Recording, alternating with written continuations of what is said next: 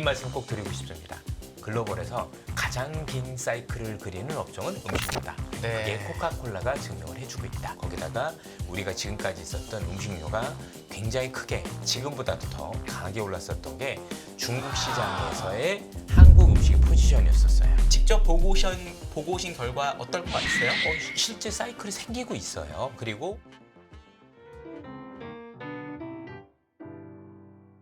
이선엽 신한투자증권 영업부 이사님과 함께합니다. 어서 오세요. 네, 안녕하십니까. 네. 반갑습니다. 예. 저번에 시장 전체 얘기로 나오시고 또 이번에는 음식료 얘기로만 또 얼마나 좋은 얘기 해주시려고. 제가 이제 음식료 섹터 담당은 아닌데 네.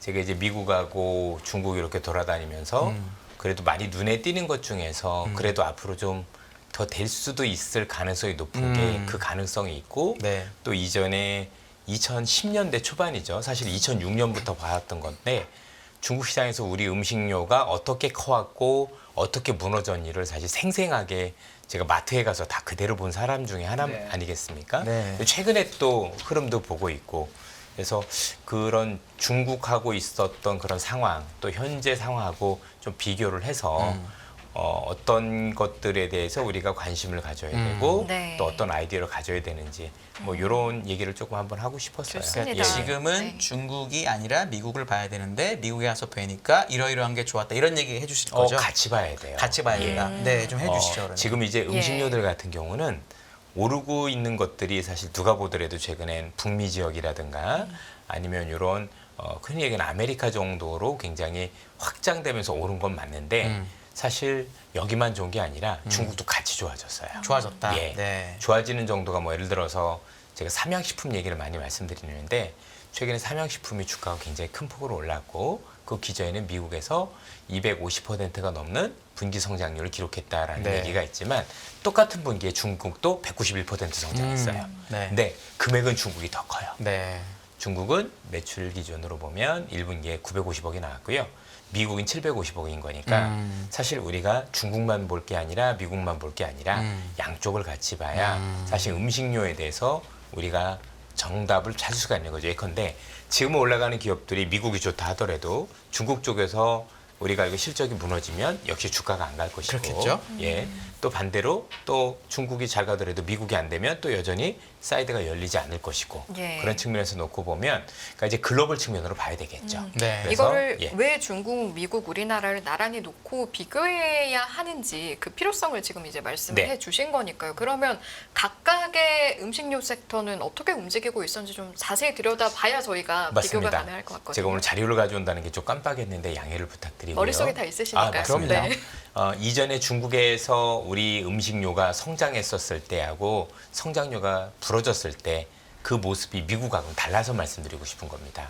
일단 뭐 성장했던 건 충분히 알고 계실 텐데 부러졌던 원인들도 되게 다르고요. 그리고 지금처럼 성장했던 원인도 한두 가지는 비슷한데 크게 다른 점들이 좀 많이 있습니다. 그래서 그런 것들을 비교해서 조금 말씀을 드릴까 합니다. 네. 예.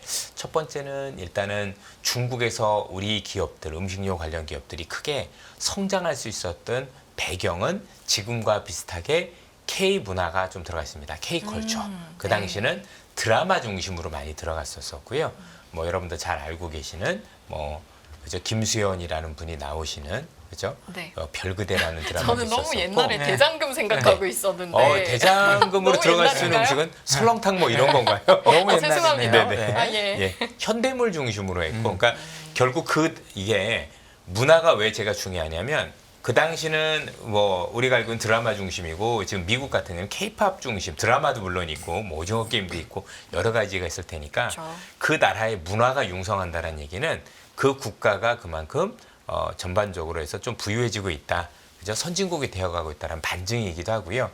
그리고 그 문화가 들어가면 전반적으로 이게 소비로 파생되는 것들이 일반적이에요. 그래서 중국도 그랬고 미국도 그랬고 어쨌든 우리 기업들이 굉장히 잘한 건 사실이지만 K컬처라는 게 없었으면 사실상 그 정도의 가교 역할을 했었느냐에 대해서는 굉장히 고민이 있습니다. 그래서 먼저 중국에 대해서 먼저 말씀을 드리면 그 당시에 우리나라에 엄청난 그런 어떤 뭐 여러 가지 문화, 그죠? 특히 드라마 중심으로 해서 중국인들의 어떤 마음을 사로잡는 모습들이 많이 있었었고요.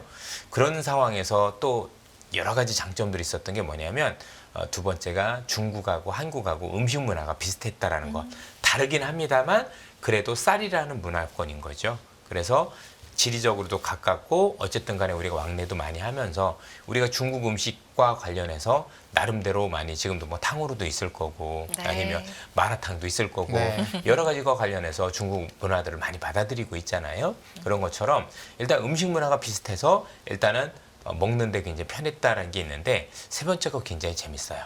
안전 때문에 한국 걸 선택한 게 굉장히 컸다라는 거. 네. 안전이요. 네. 중국 음식에 대한 사람들의 걱정이 불신. 있었다는 거죠. 예. 중국에서. 그게 그 불신이 최근까지도 있고 2010년대 초중반까지도 심각했어요. 그냥 심각한 정도가 아니라 중국에서 그 가짜 음식에 대한 어떤 그 사회적 인식이 어마어마했을 때예요. 예컨대 멜라닌 우유라고 해서 분유죠. 네. 분유 먹고 사망한 애들이 엄청 많았었고요. 장난 아니었어요. 중국은 어린이 하나 죽는 게 어린이로 끝나는 게 아니라 대가 끊기는 거예요. 네. 이게 다 소황제들이잖아요. 엄마도 소황제, 아빠도 소황제. 거기서 난 애는 이쪽 집안에서도 하나밖에 없는 애인데 그 애가 죽으면 이루 말할 수 없는, 우리나라도 비슷하지만 굉장히 큰일이 일어나거든요. 그래서 그 당시에 중국인들은 중국 분유를 먹이지 않았었던. 네. 그렇죠?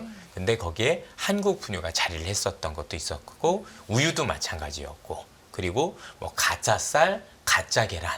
그렇죠? 그래서 통상 우리가 그 당시에 중국에 가면 고기를 먹었으나 고기로 추정되는 걸 먹었었고 새우를 먹었으나 새우로 기대되는 음식을 네. 먹었었던 네. 그런 어떤 것들이 문화와 관련해서 한국 것들은 되게 안심하고 먹을 수 있다는 인식이 굉장히 강했었습니다.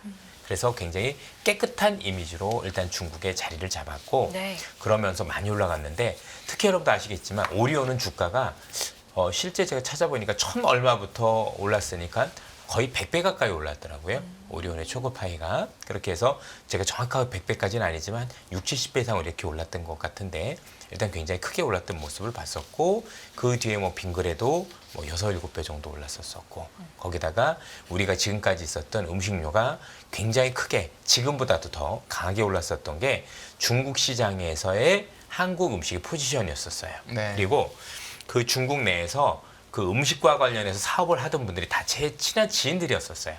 물론 이제 다 아는 분들이었었고 그래서 그 당시에 어느 정도 인기가 있었냐면 중국 이제 그 상인들이 와가지고 야 한국 문화와 관련해서 이러니까 매장을 내달라. 그래서 진짜 한국의 슈퍼죠.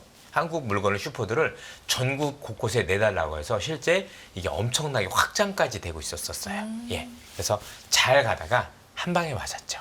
그게 사드 사태입니다. 아, 그때 힘들었죠. 네, 사드로 일부러 불매가 시작됐고 아예 안 갔죠.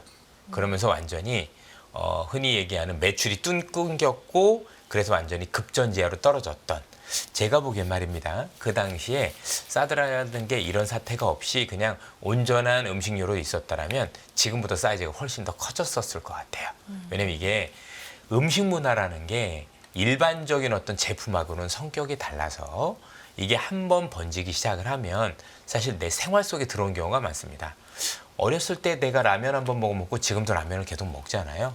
그렇죠? 짜장면 좋아하는 사람 지금도 좋아하시지 않나요? 그렇죠? 그때 형성된 입맛은 평생 가기 때문에 전반적으로 녹음은 굉장히 커질 수 있다라고 보시면 될 것 같고 일단 우리가 이전의 음식료가 중국에서 꺾인 거가 사실 정치적 규제 때문이었다는 걸 감안하라면 지금 오르고 있는 음식료가 중국 때 가보니까 이렇게 가다가 단명을 하더라라는 걸로 단정 지으면 안 된다는 말씀 우선적으로 드리고 싶어요. 그래서 그때하고 너무 다르다. 일단 기본적으로 미국이라는 국가 자체가 우리나라 음식을 이렇게 정치적으로 이용할 가능성도 매우 낮아 보인다라는 점에서 놓고 보면 이전과는 제가 볼 때는 같은 흐름을 보인다고 하더라도 훨씬 더 제가 볼 때는 그래도 조금 더 장기적으로 롱런할 수 있을 가능성은 오히려 열려 있는 게 아니냐 이런 말씀을 지금 기본적으로 드리고 싶습니다. 정리하면 네, 말씀하시겠어요? 사드가 아직 네. 해결이 안 됐는데 그럼 중국이 다시 좋아진 건 어떤 이유가 있을까요? 그 가보셨으니까. 뒤로 네. 그들이 좋아했었던 음식 같은 경우는 꾸준히 이제 그동안에 이제 매출이 많이 줄어들었다가 지금 다시 찾기 시작을 한 거죠. 그래서 역시 보면 음식이라는 건 한번 좋아하면 정말 끝까지 이렇게 갈 수 있는 그런 환경이 되는구나. 여러분도 잘 아시는 바나나 우유 같은 경우는요. 잘 됐었는데 왜 이게 무너지기 시작했냐면 짝퉁이 한 100개가 넘었어요. 브랜드가. 우리나라 바나나 우유 옆에 막 처음에 한 2, 30개 생기더니 어마어마하게 그리고 나서 이제 중국인들이 우리 걸 몰아내고 그 매장에 자기네 걸 넣고 막 이랬었겠죠. 그렇죠? 그러면서 이제 먹어보니까 맛이 없거든요. 그 맛이 안 날 거 아닙니까? 그러면서 전체적으로 이제 많이 달라진 모습도 있었었죠. 예. 그리고 또 하나는 먼저 말씀하세요. 최근에 네. 중국에서 우리 음식 문화가 좋아진 것 중에 하나가 연령층이 달라진 것도 있는 것 같아요. 좀 젊은 층으로 내려갈수록 정치색이 조금 엷어지는 특징들도 있어요. 내가 좋은 걸 그냥 먹는 특징들도 있겠다라는 점을 놓고 본다라면 사실 중국에서 이렇게 우리 음식 문화가 다시 부활하고 있는 건 제가 볼 때 의미가 크다. 이런 말씀 드리고 싶습니다. 네. 그럼 아까 이제 중국 말씀을 하시면서 미국 상황도 잠깐 네. 비교하시면서 말씀을 해주신 것 같아요. 그럼 제가 정리를 해서 이해를 해본 걸 말씀을 드리면 호황을 겪는 이유는 중국이든 미국이든 K 콘텐츠의 부흥이라는 측면은 같다. 네. 그런데 꺾인 이유가 과거의 중국은 뭐 사드라는 정치 외교적 사안이었는데 미국은 그렇지 꺾이는 이유를 않을까요? 거기서 찾기는 어려울 것이다. 일단 체제 자체도 다르고 정치 외교적으로 그렇게 흘러갈 가능성은 낮기 때문에 그러면 앞으로의 상황이 좀 더 장기화되게 호황이 지속적으로 유지가 될 것이다라는 맥락에서 저희가 이해를 하면 될까요? 그렇습니다. 미국이 좀 장점이 몇 가지가 있는데요. 일단은 중국과는 다른 거는 음식 문화가 조금 다르다라는 부분들이 있겠죠.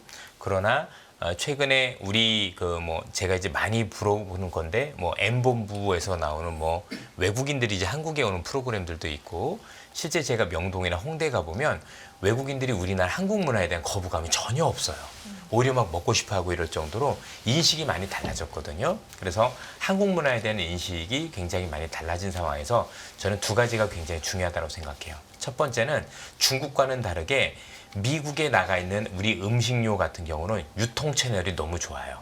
사실 중국 시장에서 우리가 힘들었던 이유 중에 하나가 유통망을 잘 잡지 못한 부분들도 어렵게 있었었는데 지금 미국 같은 경우는 그 유통망들 자체가 굉장히 글로벌 유통망이잖아요. 그래서 여기에 들어가면 단순히 미국으로 끝나지 않고 더 큰 지역으로 확산할 수 있을 가능성이 굉장히 높다라고 봐야 돼요. 그래서 단순히 지금 음식료가 나갔으니까 짧은 시기를 볼 게 아니라 뭔가 조금 더 긴 시기로 바라보셔도 될 수 있는 기업들이 저는 꽤 나올 것 같다라고 생각을 하고 지금까지 중국에서 장수했던 음식료가 미국에서 지금 똑같이 좋아지고 있어요. 그렇죠? 이 얘기인 즉슨 뭐냐면 최근에 삼양불닭이 중국에서 잘 되고 이런 것들도 결국은 최근에 SNS를 이용한 어떤 마케팅이 굉장히 유행이잖아요. 이 SNS를 미국인도 보고 중국인도 보고 글로벌인들이 다 보고 있다는 얘기가 되는 거니까 조금 더 확장성이 큰데 앞서도 말씀드린 것처럼 그 확장을 도울 수 있는 유통망 채널을 미국에 우리가 들어가 있고 미국에 있는 채널 같은 이게 여기서 잘 되는데 하면 그걸 가지고 또 똑같은 예를 들면 월마트가 있다라면 미국에도 있지만 다른 국가들도 있을 거고 유럽에도 있을 거고 막 그럴 수도 있는 거잖아요. 그럼 거기에 우리가 또 입점도 가능할 수도 있는 거고 그래서 굉장히 확장적인 측면에서 저는 굉장히 긍정적일 수 있다라고 생각을 하고 있어요. 두 번째가 이렇게 재밌는 부분이 뭐냐면 궁극적으로 지금 우리나라 음식 중에서 그래도 뭔가 선두를 치고 나가는 애들은 공통점이 좀 매운 것들이에요. 약간 그렇죠? 삼양불닭은 매운 정도가 아니라 아주 많이 맵습니다. 많이 맵죠. 예. 근데 이제 중국인들 같은 경우도 마라탕도 있고 아니면 사천 음식도 있고 사천이 이제 스촨 음식 자체가 굉장히 맵거든요. 네. 우리하고 매운 건 좀 다르지만 그런 부분이 있다라면 그럼 미국에도 매운 걸 좋아하는 민족들이 굉장히 많아요. 예를 들면 라틴이라든가 멕시코 쪽에도 그죠? 칠리라는 게 있지 않습니까? 그래서 그다음에 히스패닉이라든가 이런 사람들 같은 경우 인종들이 굉장히 먼저 좋아하기 시작을 하고 이게 이제 저변이 확대되고 있다라고 생각을 해야 되겠죠. 재밌는 게 우리나라 음식이 맵긴 한데 그 다음이 중요한 게 중독성이 있어요. 엄청나게 중독성이 있어요. 저희 큰애가 불닭 매니아인데 저는 그거 먹어보고 우리 애한테 먹지 말라라고 얘기를 합니다. 왜 그래요? 위가 펑크 날 것 같으니까. 위가 예. 아플 것 같다. 근데 이제 이 친구가 지금 군대를 갔는데 군대 가서 천류가 나와서 찾은 게 삼양불닭이었어요. 네. 저는 짜장면 찾을 줄 알았더니 네. 그만큼 중독성이 강하다? 그러면 처음에 했었을 땐 도전으로 시작을 했지만 이 중독성 때문에 굉장히 길게 갈 수 있을 특징들이 있을 수 있겠죠. 근데 그런 것들이 이 기업에 그치지 않고 저는 여러 기업들로 동시에 그칠 수 있을 가능성이 굉장히 높다고 생각을 해요. 특히 미국에 들어갔다는 것 자체가 전반적으로 놓고 보면 추가적인 확장을 할 수 있는 유통망 확보에 굉장히 유리하다는 점에서 네. 최근에 급등해서 다소 좀 밀리긴 하지만 네. 전반적으로 그 이상으로 우리가 뭔가 바라볼 수 있을 가능성 사실 조금 지난 얘기지만 저는 이렇게까지 될 거라고 생각은 안 해봤지만 김에 대해서는 굉장히 고민을 많이 하고 있었거든요. 네.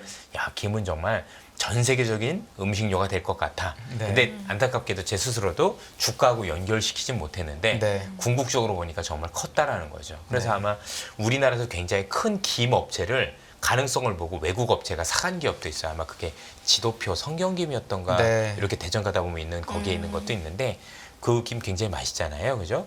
제가 정확하게 지금 기억하는 게 맞는지 모르겠는데 다른 데로 인수된 건 맞고 그 당시에 중국에서 거의 이 김이라는 게 우리는 밥에 대한 그 안주는 아니지 그 뭐라고 합니까? 반찬이라고 보통 네. 얘기를 하는데 중국에서는 이게 간식이었었어요. 국민 네. 간식. 그래 해외로 나가서도 이렇게 된다라고 보면 저는 이번에 움직인 이 음식료가 뭐 최근에 좀 많이 오르고 좀 쉬어가는 모습을 보이지만 추가적인 확장 가능성을 염두에 두고 포지션을 보는 게 맞지 않을까라고 그러니까 생각합니다. 지금 좀 긴 호흡에서 보면 유통이 좀 어느 정도 정리가 되어 있고 확장 가능성이 있다라는 이제 말씀이신데 워낙 이제 우리가 겪는 K 증시는 호흡이 또 빨리빨리 들어가기도 하고 나는 지금 가지고 있는 자금을 어떻게 움직일까라는 고민이 많으시다 보니 지금 채팅창에서 말씀하시는 걸 보면 아 그런데 물론 지금 당장을 말씀하시는 게 네. 아니고 길게 보자고 맞아요. 하시는 거긴 하지만 애청자분들께서는 음식료 투자할 수 있는 자리가 지금 맞는지라는 의문이 있고 그러면 이제 이사님께서 말씀하시는 긴 호흡이라는 건 지켜보다가 언제쯤 들어가야 그게 적절한 시점일지라는 저가 질문도. 매수를 네. 하면 되게 좋지 않을까라는 생각이 하는데 사실 저도 저가 매수를 잘해본 적은 없는 것 같습니다. 어렵죠. 보통 이제 저 같은 경우도 뭐 투자 실패도 많이 하고 뭐 성공하기도 많이 하고 여러 가지 가능성이 있지만 보통 이런 경우는 가만히 두면 오히려 다른 데 가는 것보다 더 수익이 좋았던 것 같아요. 최근에 여러분 우리 투자자분들께서 어려워하시는 이유를 저도 충분히 공감하는 게 저도 이번 달 매매를 해보니까 안타깝게도 제가 실력이 부족해서 그런지 굉장히 꼬이더라고요. 말이 꼬이다라는 얘기지 반대로 갔다는 얘기입니다. 그렇죠? 그런데 가만히 뒀던 것들이 더 수익이 좋았어요. 가만히 그래 이 기업 좋은 것 같아서 좀 밀렸는데 조금 뭐 이 정도면 저가인 것 같으니까 오히려 다른 데로 옮기지 않고 놔둬보지라는 기업들은 오히려 더 많이 올라와서 수익도 좋고 회복도 많이 됐는데 야 이게 좀 많이 빠진 것 같아서 오히려 두렵잖아요. 그럼 이거 팔고 다른 거 뭔가 올라가는 것 같아서 잡잖아요. 그러면 최근에 시장의 연속성이 적다 보니까 그 올라가는 것들이 되려 꼭지인 가능성이 높고 내가 그 꼭지 잡을 때 내가 팔았던 것들이 다시 올라가는 경우들이 굉장히 비일비재해지고 있습니다. 그래서 많은 투자자분들한테 일반화시켜서 말씀드릴 수는 없지만 지금 시장의 주도주는 어느 정도 윤곽이 있잖아요. AI 관련 기업이라든가 뭐 방산이라든가 아니면 음식료라든가 몇몇 업종들이 있는데 이 업종은 제가 볼 때는 여기서 거의 대부분의 업종이 여기서 끝날 자리는 아니라고 생각을 해요. 그러니까 쉽게 얘기해서 지금 좀 밀리긴 했지만 궁극적으로는 전고점을 대부분 넘을 거라고 생각을 하는 거죠. 그러면 전고점이 넘을 가능성이 높다라고 보면 사실 지금이 바닥일지 아니면 제가 생각한 것보다 더 빠질지 알 수는 없으나 굳이 다른 데 불확실한 데 들어가서 뭔가 승부를 보기보다는 지금 잘 가지고 계시는 거라면 저는 조금 들고 버티는 게 더 맞다. 그리고 혹시 다른 어떤 좋은 업종을 들고 있다라면 주도주 안에 있다라면 굳이 오실 필요는 없지만 뭔가 나름대로 포트폴리오 상에서 이것도 한번 봤다라면 저는 지금부터 분할 매수해서 들어간다라고 하더라도 큰 무리가 없다라고 생각을 합니다. 혹시 이게 안 좋게 생각하는 분들은 이런 논리도 있더라고요. 지금 화장품이든 음식료든 첫 미국으로 이제 나간 거기 때문에 우리가 셀인 셀트로라고 하는데 유통망에는 깔린 게 맞는데 유통망에서 아직 일반인들이 많이 팔리는지는 모르겠다. 그러니까 예를 들어 월마트가 됐든 뭐가 됐든 간에 한번 매대에 들어가서 다 나가고 재고가 소진이 돼야 그 다음 주문이 올 거잖아요. 이 사이클이 확인이 안 됐기 때문에 다시 꺾였다 갈 수도 있다라고 생각하는 분들도 있는데 직접 보고 오신 결과 어떨 것 같으세요? 실제 사이클이 생기고 있어요. 네. 나름대로. 그리고 그 입소문들로 인해서 전반적으로 확장되는 모습들도 많이 보입니다. 지금 유통업체 네. 선반이 한번 교대가 됐나요? 아니면 재고가 아직 들어가는 어느 정도라고 느끼세요? 일단 한 번은 들어갔었고 네. 이제는 한번 회전이 될 때가 되어 간다라고 보여집니다. 아마 네. 그래서 최근에 이제 주가가 조금 쉬어가는 그래서 모습들도 있는 그런 거라고 걱정이 많으시더라고요. 있는데 네. 뭐 저희들이 볼 때는 그걸 한번 맛보신 분들이 이제는 굉장히 이제 저변이 확대된 거잖아요. 확대되고 나서 보통 우리나라 음식들은 앞서도 말씀드렸지만 나름대로 굉장히 중독성이 강하다는 점을 감안하면 저는 이제 찾는 분들이 굉장히 많을 거라고 생각을 하고 이게 여러분들 이렇게 생각을 많이 하세요. 정말 많은 사람들이 한국 음식을 찾을 거야가 중요한 게 아니고요. 꽤 있는 층이 매니아층이 계속 먹는 것도 되게 중요해요. 왜냐면 자동차하고 달라서 자동차는 내가 한대 세면 끝이지만 음식료는 오늘 먹은 사람이 2번, 3번도 먹을 수 있거든요. 그 회전력이 있기 때문에 그러면 네. 말씀 중이신데 죄송해요. 지속성 관점에서 지금 음식료를 보신다면 앞으로 음식료를 보면서 투자하실 분들은 새로운 안간 종목을 발굴할래가 아니라 기존의 음식료 업종에서 주도주라고 했던 것들이 쉬어갈 때 그걸 조금씩 모으는 그런 전략을 추천하시나요? 아닙니다. 그렇지는 않습니다. 오히려 지금 나가서 성공한 기업들의 확장 가능성은 더 높습니다. 왜냐하면 외국인들이나 중국인들이나 한국이나 기호가 비슷하기 때문에 같은 기호선상에서 놓고 보실 필요가 있다고 생각을 하고 다만 우리가 염두에 될 건 뭐냐면 중국에서도 성공했던 기업이 미국에 성공했을 가능성이 높다라고 지금 말씀드렸잖아요. 그쪽에서 여전히 성공을 했는데 아직 미국에서 덜 들어가 있거나 이제 들어가기 시작해서 성공 가능성이 높은 것들이 꽤 있어요. 저는 그런 것들이 꽤 지금은 이제 쳐다봐도 될 때다라고 생각합니다. 그러니까 이것도 같은 건데 조금 시기적으로 늦은 건데 네. 맵진 않지만 지금 있는 것 같은 불닭 같은 경우는 좀 다르게 이제는 진짜 음식으로서 그러니까 예를 들어서 한 끼니 식사로서 갈 수 있는 기업들이 지금 굉장히 인기를 많이 끌고 있고요. 그리고 우리나라 제품이 우리나라 이 음식료가 다른 국가들 음식료하고 조금 차별화된 게 뭐냐면 사실 이게 가공식품이라는 게 되게 장점이에요. 제가 이제 우스갯소리를 많이 말씀드리지만 지금 글로벌적으로 음식료 문화가 우리도 태국 음식점 많이 가시죠? 굉장히 좋아하시는 분들도 많고 그죠? 뭐 똥양꿍부터 시작을 해서 거기다 베트남 쌀국수집도 정말 많이 가시지 않나요? 많이 가죠. 예, 네. 많이 갑니다. 그렇죠? 그런데 이게 우리가 흔히 얘기하는 슈퍼나 마트에 제품화돼서 찾기는 쉽진 않죠. 없진 않겠지만 근데 우리나라 제품은 식당으로 들어가는 게 아니라 제품으로 들어가는 게 그들하고 좀 다른 거예요. 굉장히 아주 깨끗하게 정갈하게 예쁘게 만들어서 그리고 조리하기 쉽게 왜냐면 요즘 간편식이 되게 유행이잖아요. 그래서 제품으로서 제조업으로서 들어가는 게 핵심이에요. 그러니까 단순히 음식이 들어간다가 아니라 이게 가공 음식으로 들어가는 거고 그래서 제조업으로 들어가는 거네.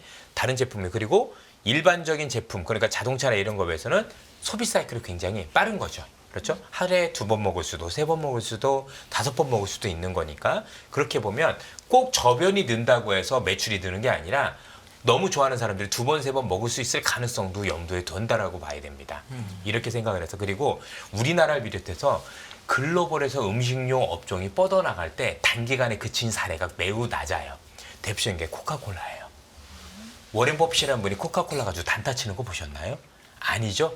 계속 가지 않습니까? 그만큼 경쟁력이 있다고 봤기 때문이겠죠. 아마 많이 아시는 분들 아시겠지만 코카콜라의 가장 큰 저변을 봤던 게 2차 대전 때였죠. 2차 대전 때 독일인들이 너무 좋아하는 게 이 코카콜라였는데 2차 대전이 되고 나서 미국이 코카콜라를 끊어버렸어요.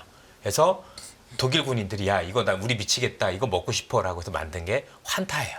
아시는 분은 많이 아시겠지만 그래서 탄생한 음식이거든요. 그런 것처럼 뭔가 우리나라 음식 중에서도 이렇게 세상을 바꾸고 글로벌 시장에서 또 하나의 음식의 어떤 걸로 자리 잡을 것들이 저는 나올 수 있다라고 생각을 하고 있는 거예요.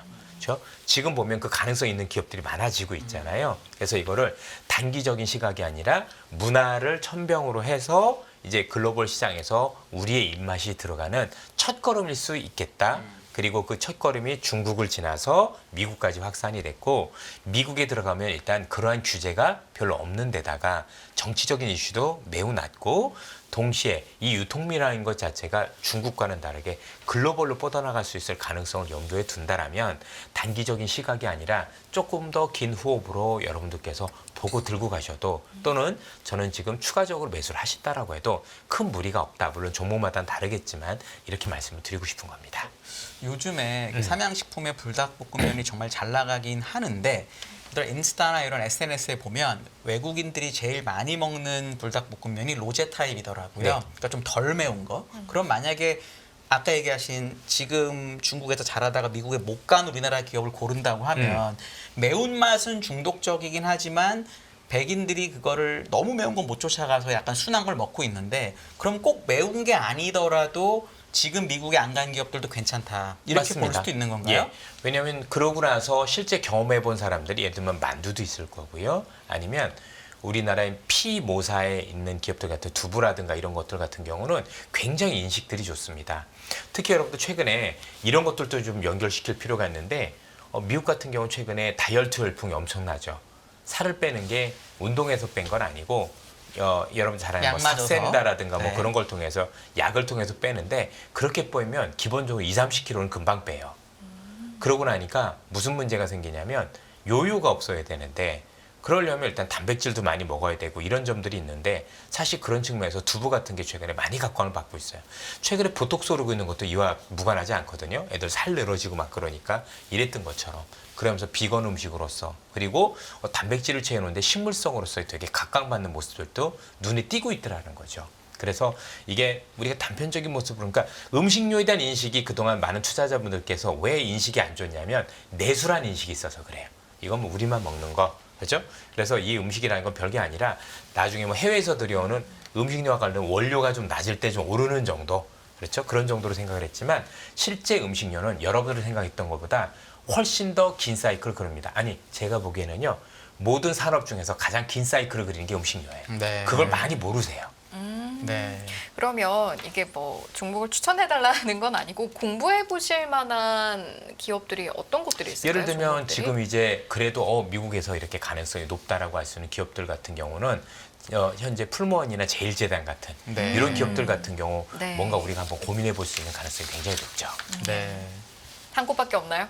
아닙니다. 굉장히 좀 많기는 한데 네. 더 이상은 뭐 추천 개념이 같아서 그렇진 아. 않은데 일단 큰 기업 위주로 말씀하신 맞습니다. 거죠. 왜냐하면 네. 시장 네. 변동성이 굉장히 크고 네. 그래도 우리가 사고 파는데 지장이 없어야 된다는 생각을 그렇죠. 많이 가지고 있어서 네. 우리 자금을 그다음 농신도 괜찮을 것 그렇죠. 같고요. 그렇죠. 네. 전반적으로 놓고 보면 이런 기업들 중심으로 해서 그 가능성을 우리가 엿보면서 또 다른 어떤 그 스토리를 써가는지 한번 볼 필요가 있다고 생각을 합니다. 아주 진짜 마지막 질문인데 아주 단기적으로 이제 실적 시즌이 앞에 있고 네. 매 10일, 20일 말 수출 데이터가 나오잖아요. 근데 지금 시장이 너무 그런 걸 예민하게 반응하니까 우리 애청자분들이 실적을 보고 내가 사야 되겠다. 아니면 그런 거 무관하고 나눠 사야 되겠다. 둘 중에 하나 꼭 골라야 되면은 어느 게 나은 것 같아요? 사실은 실적을 보고 사는 게 저는 더 좋은 것 같아요. 차라리. 왜냐하면 네. 오히려 차라리 일시적으로 실적이 안 좋아질 수도 있는 거잖아요. 그럼 아무도 모르니까요. 네. 차라리 그걸 역용하는 것도 전 괜찮다라고 생각을 해요.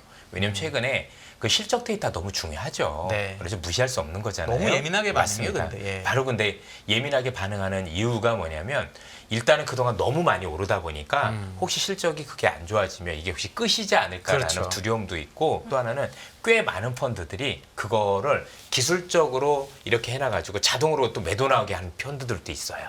그렇죠? 우리 요즘 퀀트 펀드들 같은 경우는 네. 실적보다 좀 자동으로 나오게끔 그런데 그랬다가 반등한 기업들이 거의 태반이에요 지금. 네. 대부분 이게 계절성이라는 것도 있고 일시적인 요인도 있는데 숫자로만 보면 해석을 해보면 나중에 알 수 있지만 단순 숫자만 보면 우리가 잡을 수는 없는 거잖아요. 그래서 그 숫자가 나왔을 때 혹시 단기적으로 실망한 숫자가 나왔다라면 최소한 원인 분석 이건 왜 이렇지? 뭔가 정말 이례적인 요인인가 아니면 계절적인 요인인가 이래서 일시적으로 뭔가 장애물도 있을 수 있겠구나라는 게 확인이 되면 하시는 것도 전 괜찮은 것 같습니다. 네. 알겠습니다. 자, 그럼 여기까지 듣고 2부 마무리하도록 하겠습니다. 혹시 묵다신 말씀 있으실까요? 아닙니다. 네. 이 말씀 꼭 드리고 싶습니다.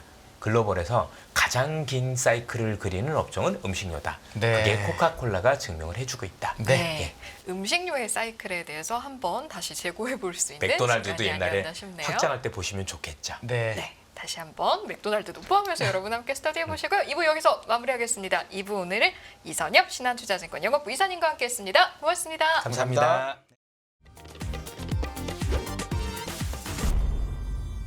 안녕하세요. 이승입니다. 더 많은 영상을 보고 싶으신 분들은 화면 오른쪽에 있는 구독 버튼을 눌러주시기 바랍니다.